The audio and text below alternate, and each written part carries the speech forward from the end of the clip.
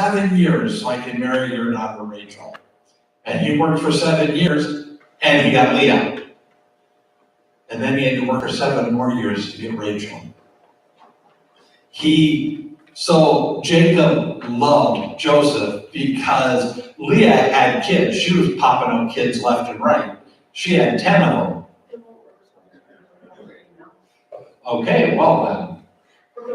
We'll do old school. Wait, where's Kim?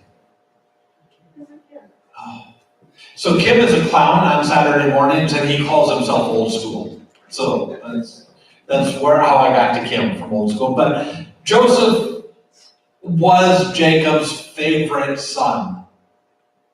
And Jacob poured his favor out on Joseph. One of the ways that he did it was he gave him this coat. We've all heard of Joseph and the amazing Technicolor dream coat. This coat of many colors. The reason why this is such an interesting gift is because what it was really saying to all of Joseph's brothers, the 10 older than him and the 1 younger than him, what it was really saying is that Jacob didn't really expect him to do any work. Because if he's wearing this coat, it would cover his hands. And the sleeves would come down and cover his hands, so he wouldn't be able to do any work. So Jacob was really telling Joseph he didn't expect him to do anything, which is really interesting when we see how the story of Joseph plays out. But his brothers were angry about this. They were really angry. How can Dad like him so much more than us? Dad likes Joseph more than me, and it's not fair. I work hard, I do my work, I go out and I do things, and I do tend the cattle, and I pick the crops, and I do everything that Dad wants me to do, and still he loves Joseph more than he loves me. And I don't get it, and I don't understand it. And then the Bible actually says that they hated him. Well, Joseph may have had a part in that. He had a dream. And in this dream, he made a sheaf of grain. And all of his brothers made sheaves of grain as well. And in his dream, his brother's sheaves of grain bowed down to his sheaf of grain. Basically saying, you guys are going to worship me. Then he had another dream. And in this dream, there were 11 stars and there was a moon. And they all bowed down to Joseph, saying that his brothers and his parents were going to bow down to him. So the brothers were a little bit angry. They were a little bit irritated with him. They hated him. And they said, we got to do something about this. And they didn't know what they were going to do. But one day, they were out working in the field, and Jacob said, hey, Joseph, I need you to go out and check on your brothers for me. I need you to go see what's going on. So Joseph went out there, and his brothers saw him from a long way off coming. And they said, this is our opportunity. Let's kill him. We'll kill him. We'll take his coat of many colors, and we'll rub it in blood, and we'll tell Dad that a wild animal got him. And that was what they were going to do. But then the oldest son, Reuben, said, no, let's not do that. He's our brother. Let's throw him in this pit instead. Just put him in the pit. And if he climbs out of the pit, great. He'll be fine. Then that's okay. And if he dies, he dies. I'm sure that's what they were thinking. Well, Reuben was planning on coming back later and rescuing him. We know this because Reuben came back to the pit and he found it empty. And he wasn't quite sure what to make out of that. But what had happened was the other brothers had seen this caravan of Midianites. The Bible is really funny the way it describes them. First it calls them Ishmaelites, then it calls them Midianites. And they pulled Joseph up out of this pit and they said, here, we've got this guy, we'll sell him to you, he'll make a great slave. So they sold Joseph to the Midianites, and the Midianites took him over to Egypt. And while they were there, they sold him to Potiphar. Don't know what Potiphar did, but Potiphar was a very important man. And that's part one of our story. I want to start by reading Genesis 39, verses 1 through 4. It says, "Now Joseph had been brought down to Egypt, and Potiphar, an officer of Pharaoh, the captain of the guard, an Egyptian, had bought him from the Ishmaelites who had brought him down there. The Lord was with Joseph, and he became a successful man, and he was in the house of his Egyptian master. His master saw that the Lord was with him, and that the Lord caused all that he did to succeed in his hands. So Joseph found favor in his sight and attended him, and made him overseer of his house, and put him in charge of all that he had." Joseph was blessed by God. And whatever it was that he was doing, God was was making that thing, that activity to be blessed, to prosper. And Joseph was given more and more responsibility. In verse 6, we see that Potiphar left all that he had in Joseph's charge. And because of him, he had no concern about anything but the food he ate.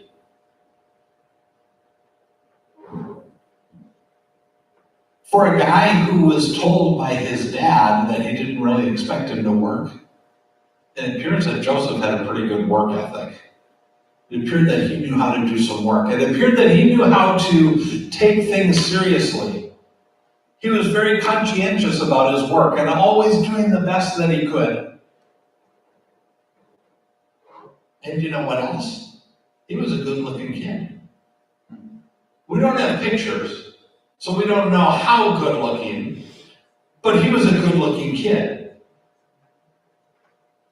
It stands to reason, if we go back and we look at his lineage in the Bible, what does it say? His great-great-grandmother, Sarah, she was a beautiful woman. How do we know that? She was so beautiful that Abraham was scared when he went to different places that these people were going to kill him and take his wife because she was so beautiful. It must be something about the name. Abraham and Sarah had a son, Isaac. Isaac married a woman named Rachel. The Bible says she was fair of form and body. That is Old Testament for she was a fox. She was a beautiful woman. A cougar. No, she wasn't a cougar because she was young. All right. So she was a fox. She was a fox. Isaac and Rachel had a son, Jacob. Jacob married Rachel. Wait. Isaac and Rebekah had a son, Jacob, who married Rachel. Rachel was also beautiful. We don't know how beautiful, but we know that she was the pretty sister. The Bible is really clear that she was the pretty sister. And Jacob and Rachel had all kinds of kids. The 11th one, well, the first one being Joseph. And the Bible tells us this about Joseph in verse 6. In the end of verse 6, it says, "Now Joseph was handsome in form and appearance." And again, the Old Testament has a habit of understating. What they were really saying is the boy was ripped. He belonged on the cover of GQ. This was a good-looking kid. And he was working for Potiphar. And it didn't take Mrs. Potiphar too long to notice Joseph. Hey, who's this cute guy running around here? She noticed him. He got her attention. He didn't want her attention, but he got her attention.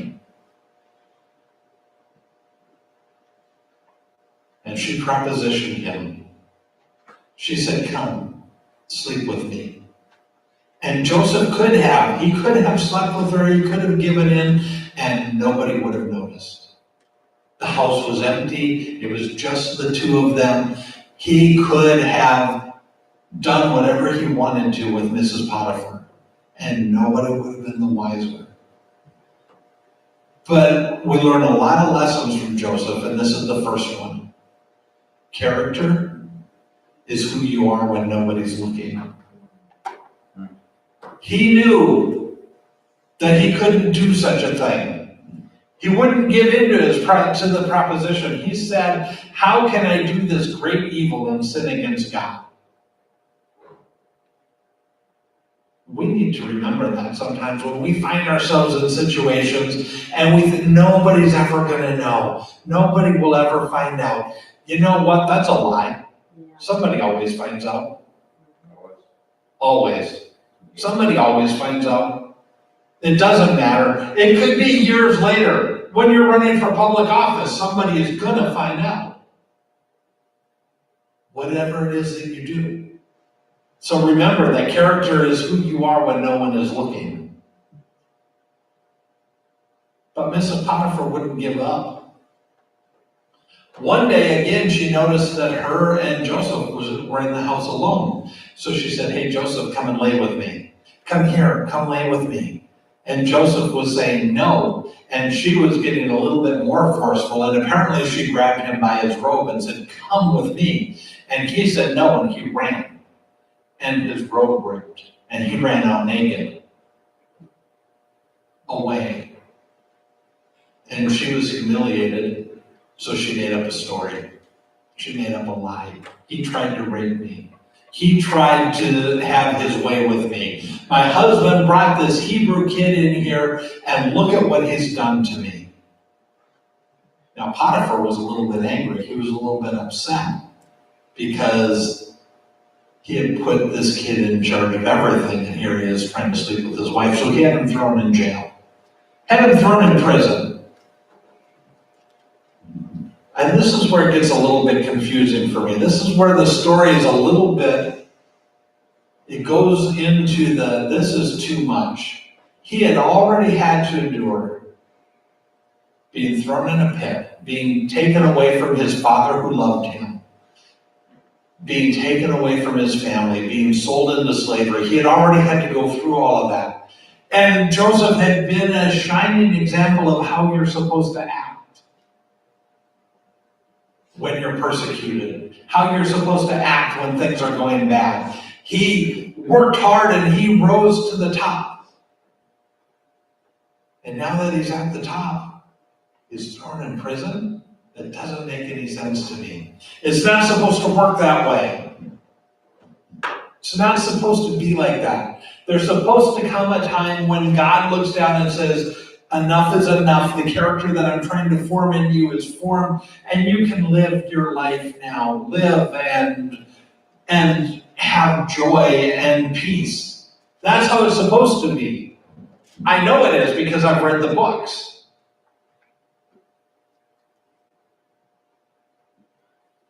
So here's Joseph in prison. And we get another lesson. And that lesson is this. Adversity should not change who we are. Hard times should not change who we are. In Genesis 39, verses 21 to 23, we see this. But the Lord was with Joseph and showed him steadfast love and gave him favor in the sight of the keeper of the prison. And the keeper of the prison put Joseph in charge of all the prisoners who were in the prison. Whatever was done there, he was the one who did it. The keeper of the prison paid no attention to anything that was in Joseph's charge, because the Lord was with him, and whatever he did, the Lord made it succeed. And again, in plain English, what this means is Joseph worked really, really hard. He was really, really trustworthy. And he succeeded in what he was doing. So we get to part 2 of our story. And this is one of those verses that just jumped out at me when I was reading it. It's Genesis 40, verse 1. Then it came about after these things. After these things, something else came about. What was it that was coming about? I would expect at this point that this is where the story makes a dramatic change for the better. But it doesn't. Pharaoh got angry with his cupbearer. And he threw him in prison. And I have to say, he had to have been very angry with his cupbearer. Because if you know what a cupbearer does, he's the person that tests the king's food, or the Pharaoh's food in this case, and his drink to make sure that it's not poison. If the cupbearer eats it and doesn't die, then Pharaoh will eat it. That's what he does. That's his job. So how angry do you have to be with someone to throw your security blanket in prison? Pharaoh was angry with his cupbearer and his baker. So I guess that makes sense. Now he didn't have to worry about somebody testing his food because he's throwing the baker in prison too. There's nobody to make it, so I don't have to test it to see if it's poison. And they ended up with Joseph. In fact, Joseph was in charge of them. And they each had a dream. And they were upset because no one could interpret their dreams. And Joseph saw that they were upset, and he said, "Why are you so upset?" And they said, "We've had these dreams, and we can't interpret them, and nobody can interpret them for us." And Joseph said something. He said, "Do not all interpretations belong to God?" The dreamer understood where the interpretation came from, which is a good thing. So he said, "Tell me." So they told him, and Joseph interpreted the dreams. And they happened just as he said. The cupbearer was granted his release and was able to return to his job. And the baker was put to death. Joseph asked the cupbearer as he was leaving prison and returning to his job, "Remember me." When you're working, when you find yourself with Pharaoh, remember me. Mention me to Pharaoh. To make a long story short, the cupbearer went out and said, "Joseph who?" He did not remember Joseph. Didn't give him a second thought. Here's a third lesson we can learn from Joseph. Don't believe that God has forgotten you, even when every indication says that he has. Joseph was in jail for 2 years.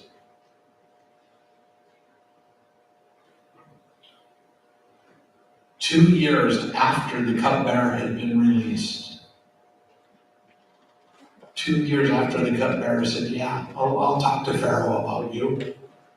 We'll get something worked out." He was there for 2 years. Still working hard. Still being Joseph, doing what Joseph did. And then something happened. Pharaoh had a dream. Pharaoh had a dream and nobody could interpret it. And he was talking about this dream, and the cupbearer heard it, and the cupbearer said, "Oh, I have been very evil. Let me tell you what I did." And he told him about Joseph and how Joseph interpreted his dream and how it came true, exactly the way that Joseph said. So Pharaoh had Joseph brought to him. And he told him the dream, and Joseph interpreted it. And Pharaoh was so impressed that he pulled Joseph out of prison, and he made him the second most powerful person in the kingdom. We get to part 3 of our story. Joseph had interpreted Pharaoh's dream and predicted there would be 7 years of good crops and then 7 years of famine. There's going to be 7 good years, and there's going to be 7 bad years. He said, "This is what I would suggest to you. I would suggest that during these 7 good years, we save up all of the excess, all of the extra, all of the stuff that we don't use, because there's going to be so much that everybody will have what they need plus. So we save that up because there's going to be 7 not so good years. There's going to be 7 really bad years. And Pharaoh said, that's a really good idea. And that's what they did.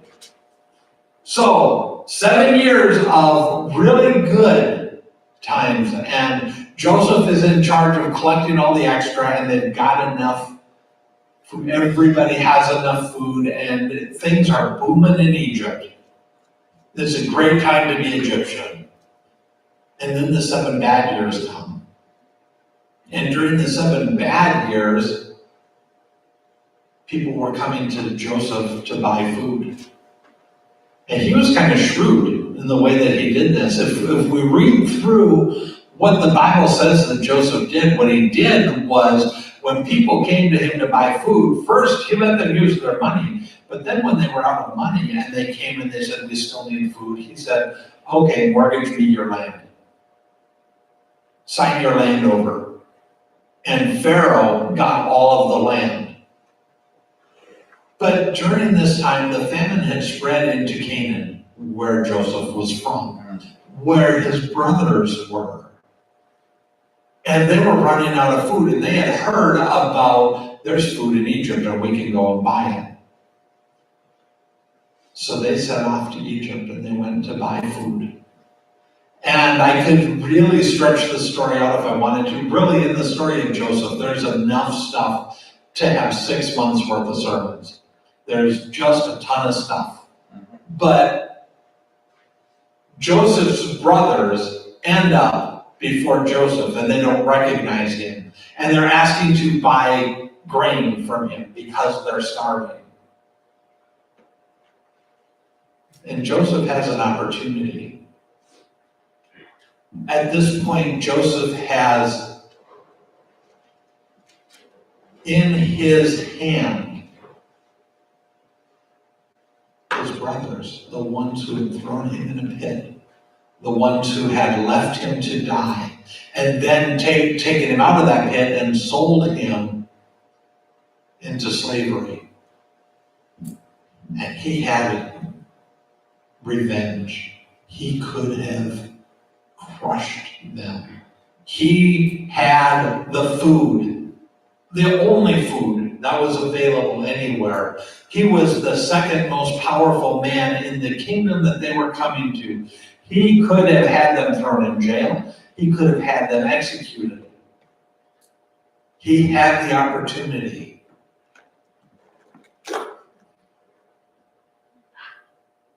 And that's the 4th lesson that we can learn. Star Trek is a sad, sad imitation of Star Wars.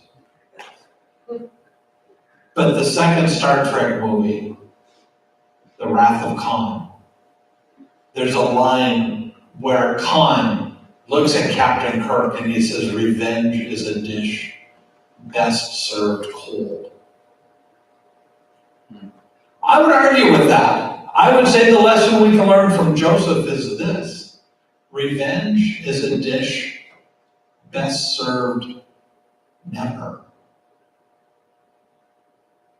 Revenge is a dish best served never. Because here it was. Joseph's brothers were in front of him. They didn't even know who he was. He could have struck them down and they wouldn't have even known what hit him. And he didn't. Instead, he had his family moved. His brothers, who had been so bad to him, he had them go back and get his younger brother and his father and bring them to Egypt. Not so they could go to prison, but so that they could live there in the best part of the land. And Joseph's brothers, once they realized who Joseph was, they were perplexed. They didn't know what to make of it.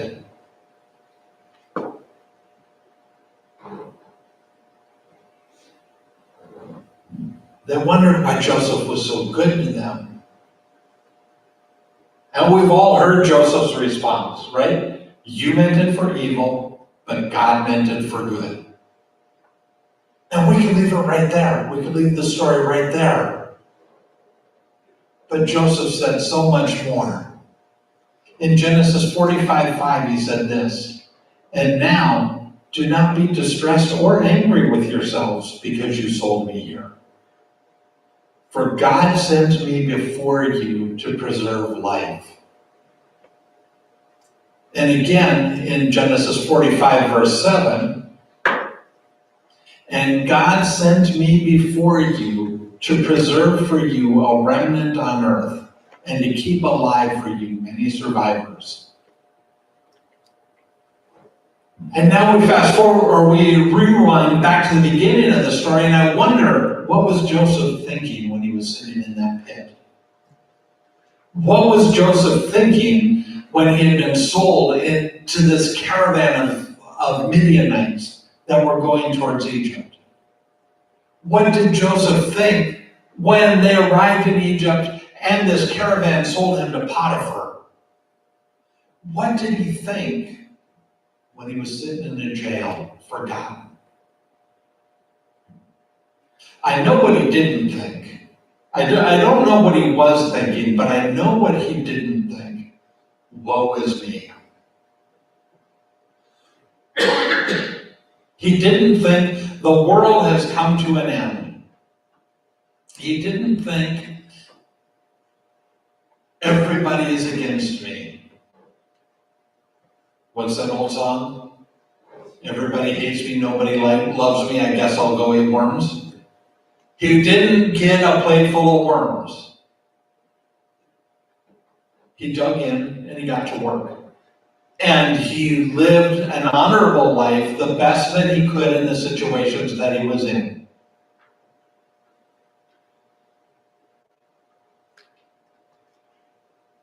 I got some good news for you. Most of us are never going to have to go through what Joseph went through. Most of us are never going to have to experience that. Being ripped away from our family and being thrown into a pit and left for dead, and then being sold into slavery, and then being falsely accused and thrown into prison and being forgotten there. We're never going to have to do that. We're never going to have to suffer through that. It will never happen to us in our life. But other stuff will. Hey, Andrew, you know what? Your car might break down. Just saying, your car might break down.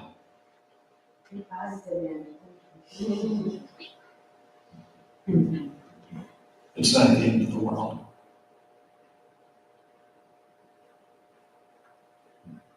Bad stuff might happen. But our job is to honor God and live, continue to live, and work through it and trust God in every situation. Because who knows if on the other side of it, there's not a Romans 8:28 moment. All things work together for good. Who knows if at some point God isn't saying, I brought you here just for this moment, and just like Joseph, we're saying, God brought me here to pave the way for you. It was tough for me, it was hard for me, I didn't want to go through what I went through, but God was faithful, and now look. Now look what we have. Now look where we are.